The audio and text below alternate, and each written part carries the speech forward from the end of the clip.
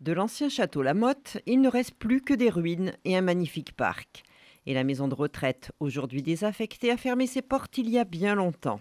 Pourtant, à l'intérieur de ces 1000 m², vivent une dizaine de personnes, dont Patricia.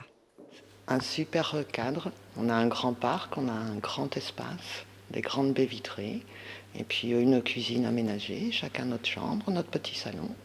Arrivée ici en février dernier, Patricia quittera les lieux avant les 18 mois autorisés. Un hébergement temporaire, mais qui l'a bien dépanné. Là, on entre. Suite à une séparation, je cherchais de quoi me loger. Je suis tombée sur une annonce par hasard et qui m'a bien plu, qui m'a beaucoup aidée. Une occupation temporaire à moindre coût permise par la loi Elan. Nos gardiens sont en fait des personnes comme vous et moi qui sont soit des actifs célibataires ou des étudiants qui vont venir vivre dans le bien le temps de la vacance du bien. L'idée, c'est du gagnant-gagnant. D'un côté, on a le propriétaire qui cherche à sécuriser son bien à moindre coût, mais le plus efficacement possible.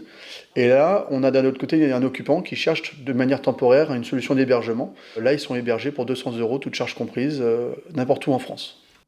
À quelques kilomètres de là, cette maison est vouée à la démolition. Il est prévu de construire sur ce terrain une cinquantaine de logements, dont la moitié sociaux.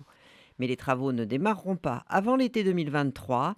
Alors le propriétaire a aussi opté pour la protection par occupation, une solution de sécurisation très économique.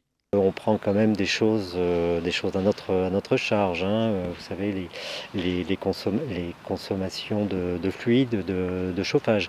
Mais effectivement, ça nous évite de mettre en place une société de gardiennage et un risque d'occupation illégale du site. Installés là depuis 1 an et demi, Sarah et Gaspard, qui cherchent à reprendre une boulangerie dans la région, devront donc bientôt quitter les lieux, mais ne sont pas inquiets pour autant. On a la possibilité de pouvoir être relogé et être suivi par VPS, donc une proposition d'un relogement, donc dans différents logements qui sont, on va dire, à proximité. En résumé, que ce soit les résidents, les propriétaires ou l'entreprise, tout le monde y trouve son compte.